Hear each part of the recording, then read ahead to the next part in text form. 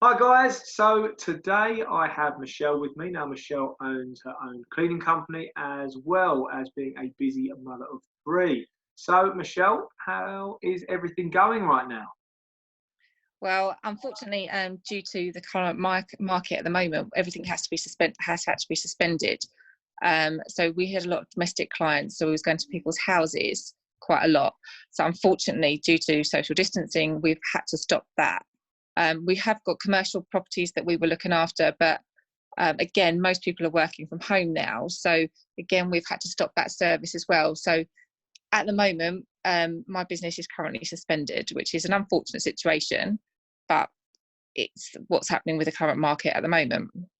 Yeah, well, we literally just spoke to an accountant a minute ago saying that a lot of her clients have, either had to stop, some have actually had to fold, and some people are looking to pivot online or doing something else to bring in an additional revenue stream, whereas um, the idea of like a director. I'm a director of my business, my businesses, and if I was to furlough myself, I'd essentially have to just close shop, which isn't something I'm prepared to do.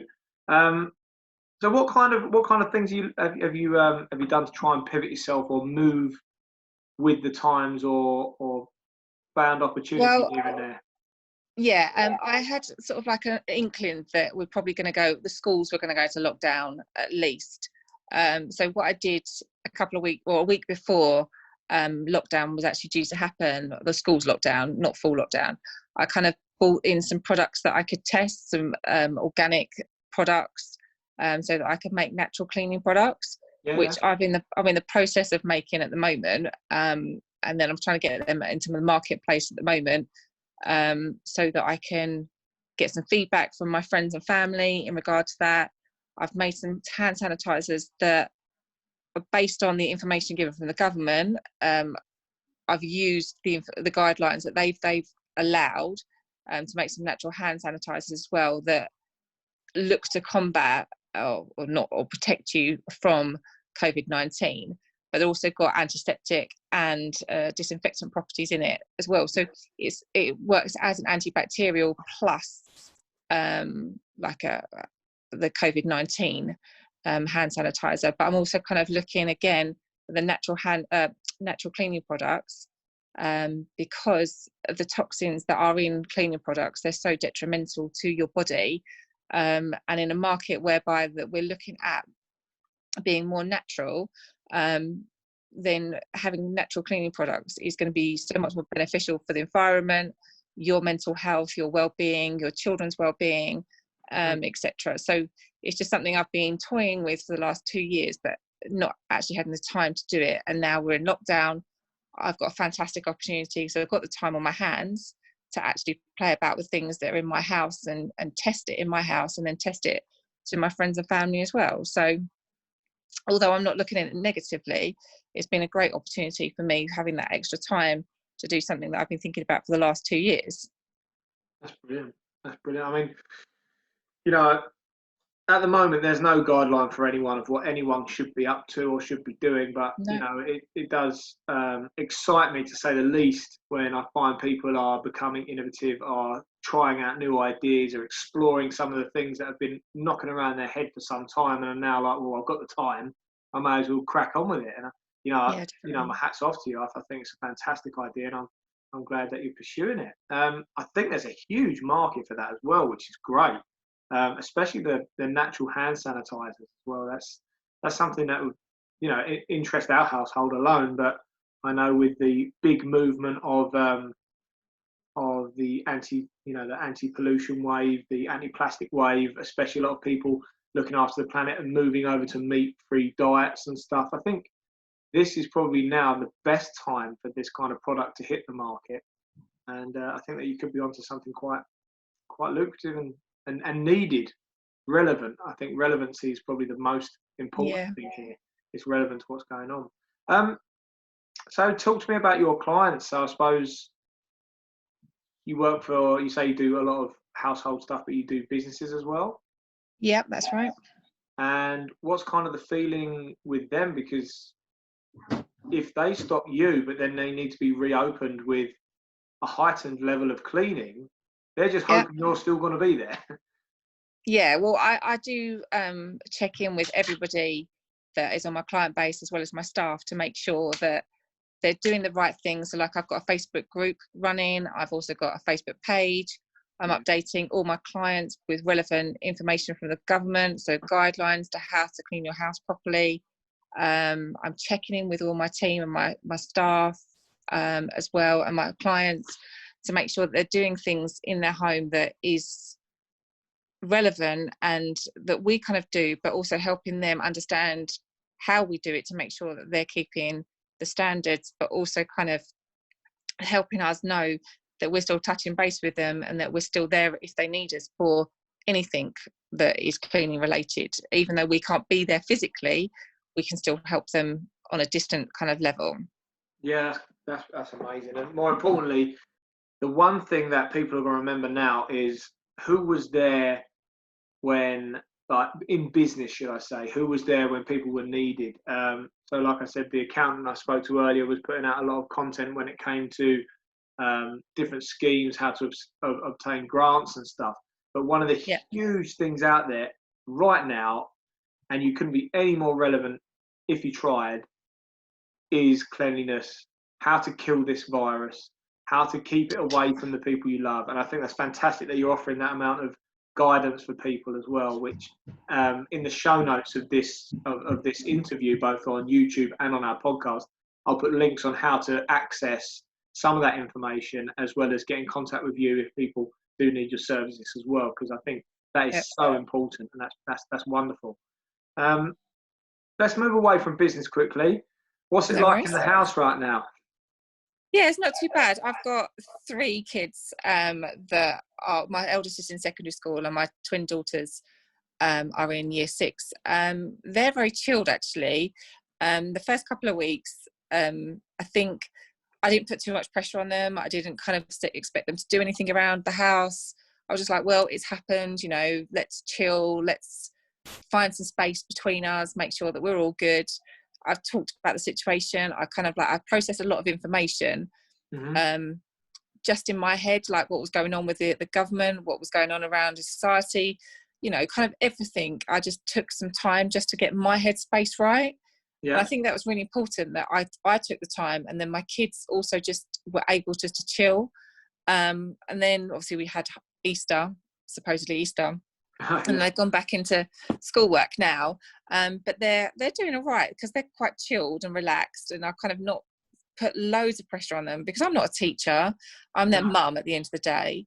My mum's a teacher and she's obviously given me some advice and some tips, but you know, I don't want to kind of stress them out too much. I don't know everything about teaching, and I'm not going to say that I am fantastic.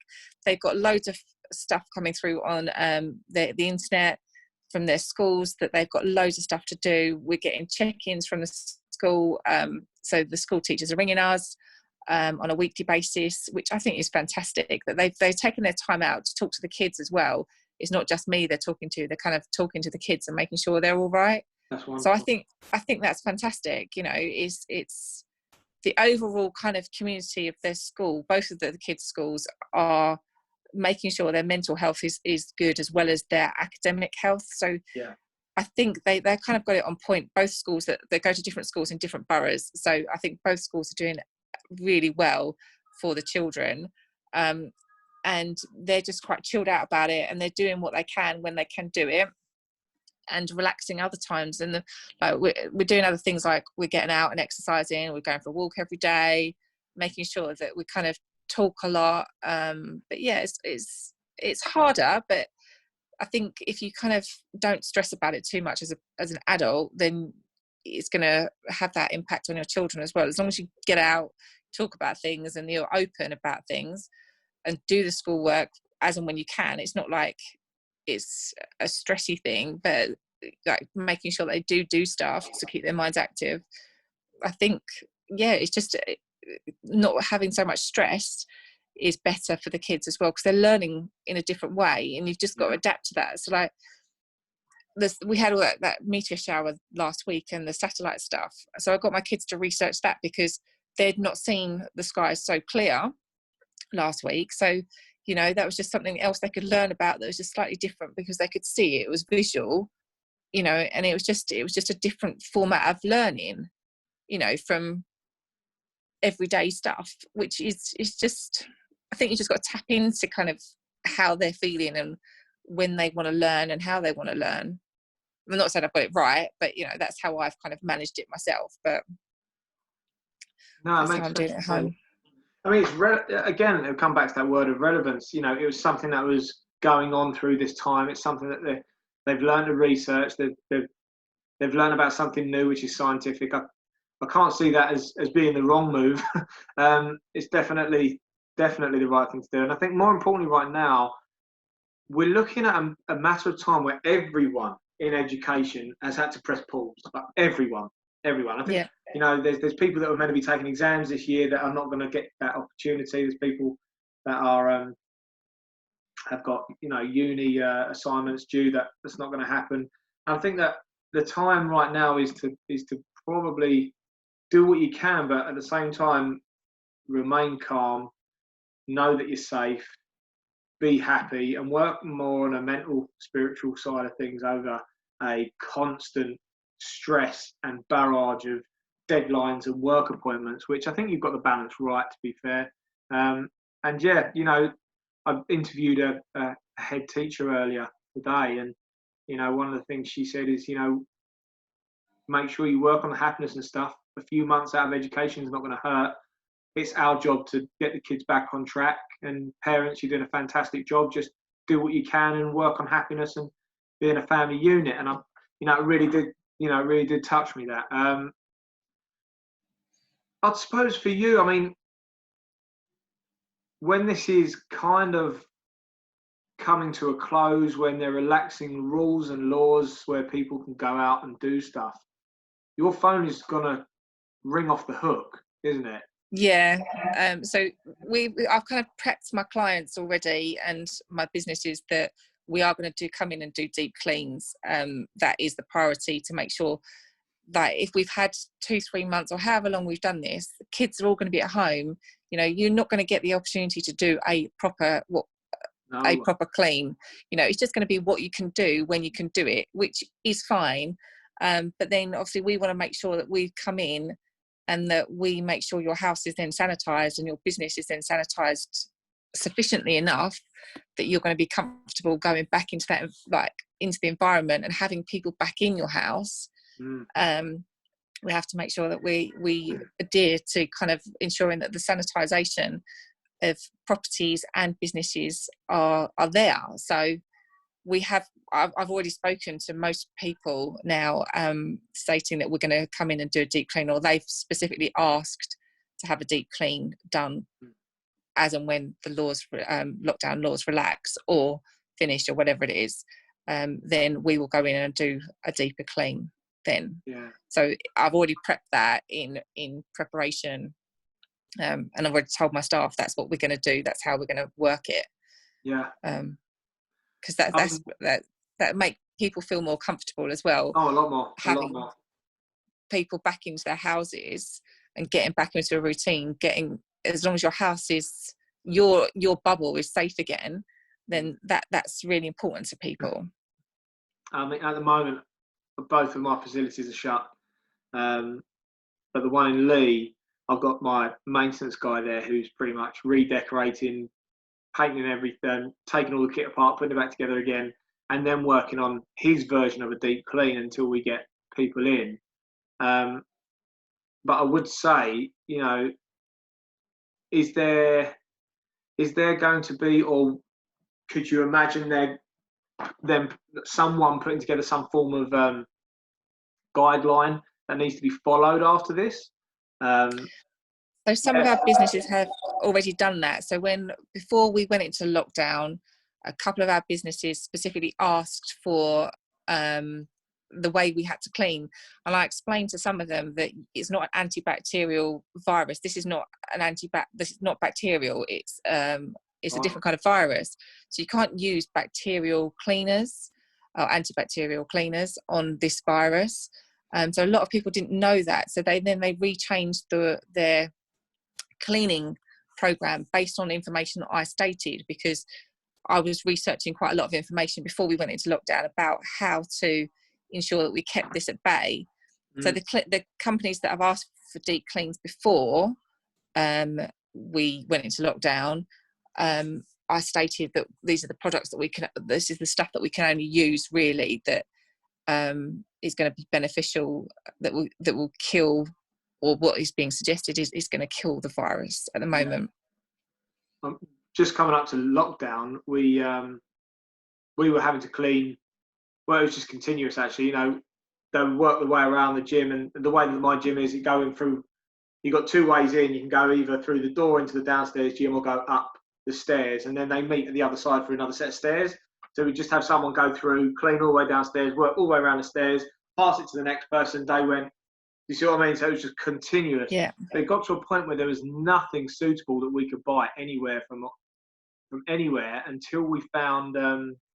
We went off to one of the beauty wholesalers, and they had Barbicide, which had an additional anti-viral chemical agent in it that you can dilute and spray. That's what all the barbers use. And that was the only thing it's been fantastic stuff, but it's the only thing we could get our hands on because everything had gone. It was so hard. And it said 99% of viruses, MRSA, and all the nasty stuff it gets rid of, which hepatitis and all that, it kills dead, which I was happy to be able to get hold of that stuff. But there's nothing out there other than the stuff we're pre-programmed to buy, is there? No. As normal kind of household cleaning products go, there's probably only a few that will work, I would have thought. Yeah, there's not many. And you have to kind of look around and do your research to make sure that you're using the right products, because like the ones that have got it as the human coronavirus that they kill is fine, but we don't know whether it kills this strain of the coronavirus, COVID-19. So it's a very different kind of way we had to clean it. So yeah, we just used what I knew was strong enough based on, again, government guidelines for what they say is acceptable to use. I see for you, I mean, business-wise, it's going to be pretty serious, and I think that the government are going to put something in place where things have to meet a criteria, because it's the only way to keep this at bay is to have cleanliness at a whole new level, especially for something like my facility to reopen, a gym. There's so many measures we're already putting into place, but they're going to have to relax laws on other stuff. So, I mean, one of the laws that used to be in the UK in gym facilities is that they weren't allowed to have sprays out. You weren't allowed to leave them out for your clientele. And that was all because someone sprayed themselves in the face and pretty much blinded themselves. So then you weren't allowed to leave stuff out, which now is completely flipped around, because it's, people have to be able to clean after themselves, because there wouldn't be enough people we'd have to have a cleaner for every person in the gym. Yeah. Every time someone had a shower, every time someone touched the door, every time anything happened, because obviously the virus lives on different surfaces for different periods of times. So, metal, it lives on it for like 4 days, 5 days. Plastic is like 3 days. So glass is up to 9 days. So, if it's not cleaned on a regular basis, the minute someone touches any of that, you don't know, unless of course we have mass testing of everybody. We're never going to know whether they've had the virus and whether they're immune to it, or whether they're still carrying it or anything. So yeah, the cleaning standards of facilities like yours, gyms, for example, where everybody touches everything, all the time, it's just going to have to be, it's going to have to be like a different process altogether. The cost standards will have to change. Everything will have to kind of be at a different level, because the standards will have to change. It's just it's gonna have to. Cost will have to change in a very different way. The standards of cleanliness will have to change.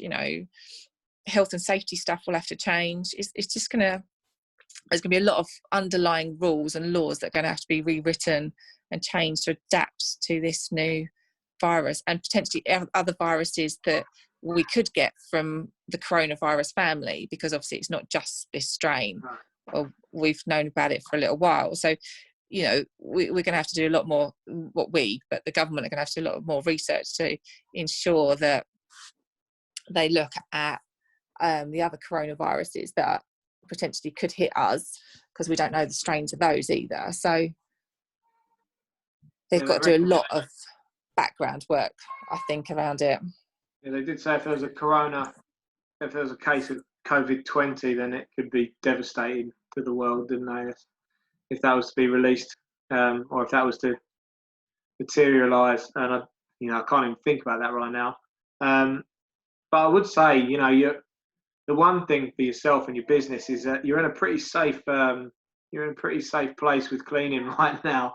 I think I definitely fancy it over the chances of gyms right now, which unfortunately I'm in. But I think that you're going to be all right. I'd love to know a little bit more about some of these home products that you've been making, the natural products, especially the hand sanitizer and the I suppose household cleaning products in like surface sprays and stuff, because stuff that I've tried to use in the past, I think we've used vinegar-based stuff, and it seems like a good idea at the time, and then you smell like a chip shop for a bit. What kind of stuff are you toying with? Are you toying with that kind of stuff, or is it new things? What have you been looking at using? It's a mixture of things with like essential oils as well, because essential oils are fantastic. They've got, you don't realise the products and the qualities that essential oils do have that can make such a difference in your household. Yeah. There are loads of things that you can use that will strip through grease a lot easier than the toxic things that we're using at the moment, that we have got potentially in our gardens or in essential oils, or but because we've been drummed into for years and years and years that we should be using X amount of products and stuff to clean our houses, and that's the only way that you can do them, we've missed track of where all the natural products that you can use.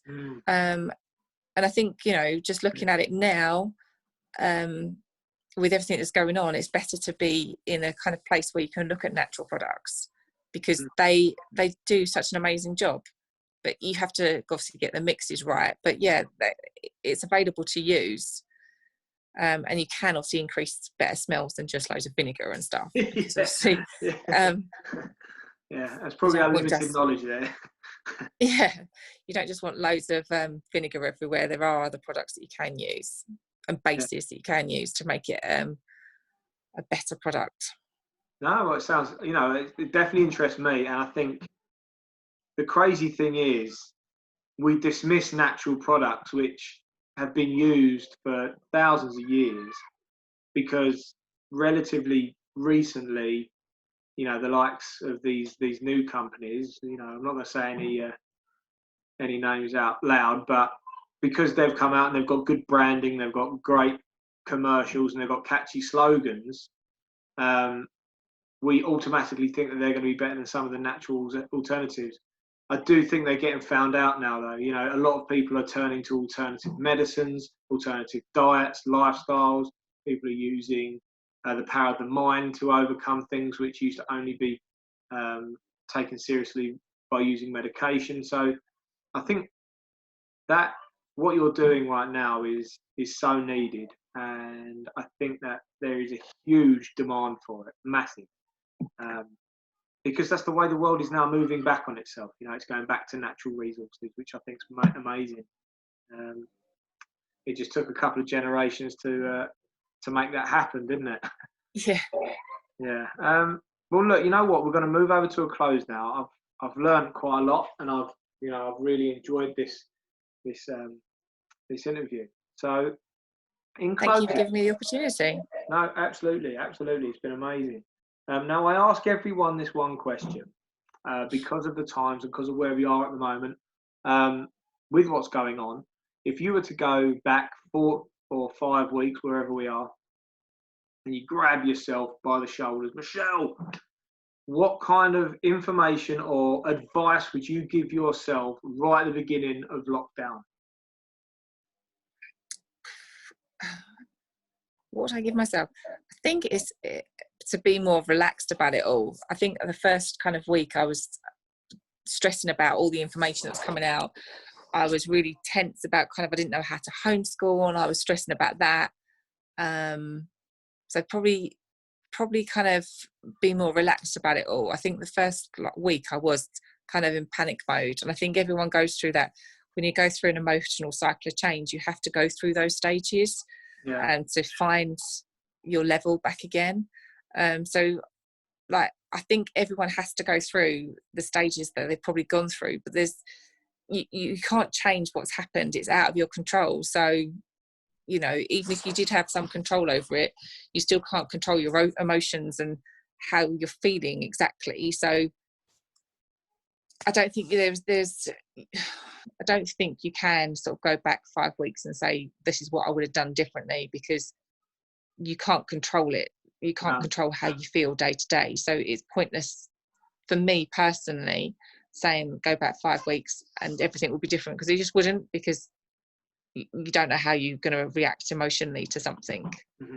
Mm-hmm. And I think for me, prepping, I kind of knew that potentially we were going to go into school lockdown, so I kind of prepped up that already with all the products and stuff. So I had all that in mind already. So for me, I don't think I would possibly change anything apart from being just less stressed about the first week or so, I suppose, because it was out of my control. I love that.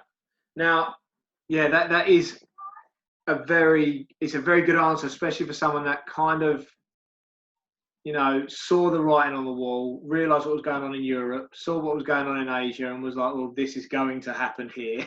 Yeah. And there were people telling me all day, every day, oh, do you think, no, I don't think the gym will close. No, it won't reach over here. And to sit there and, you know, you think you're in a bubble where is no one else watching what I'm watching here. Yeah. This is going to happen. And yeah, no, you're very right. And I think you have taken the right precautions. And you've pretty much hit the nail on the head. If I was going to give myself the same advice, everything I've done, I'm pretty happy with, except for the amount of stress I caused myself for no reason in the first week. And it was for no reward whatsoever. And I don't even know why I was so stressed. But I suppose that's what it's all about, isn't it? That's why we are who we are. We got information overload with everybody going, well, this could happen. What about this? What about this theory? Why aren't the government telling us this information? And your mind then becomes saturated with a lot of negativity. Yeah. And you then don't know how to control it, because 1 minute you're being told one thing by the government, and then you're being told loads of other information from other sources that might not be reliable, but you kind of get an overload of information and you don't know how to then see the wood for the trees, I suppose. And then you kind of then settle because you've learned after that period of time. Yeah, you kind of know what to expect after that, but as much as you can do. Well, look, I'll tell you what, we're going to bring that into a close. I'm just going to go over some of the points that are made.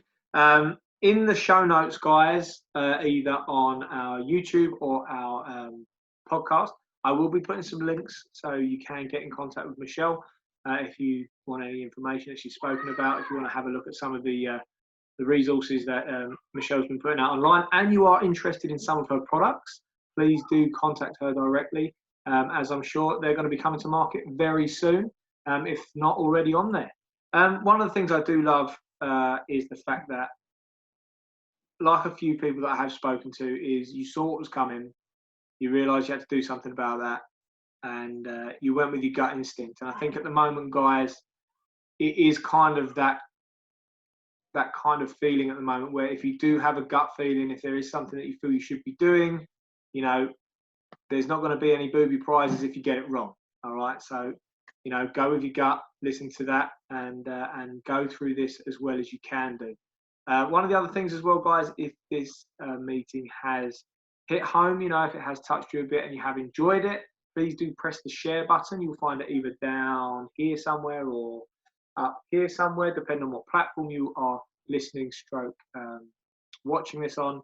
And if you do like the fact of do like the idea of being interviewed by myself, if you feel you do have a story to tell please do comment in the comments bar or contact me via our Facebook page, and we will be in touch. But for you guys, I'm going to press the stop button, and then I'm going to carry on talking to Michelle without you lot listening. So thanks again, guys, and thank you, Michelle. Thank you very much for your time.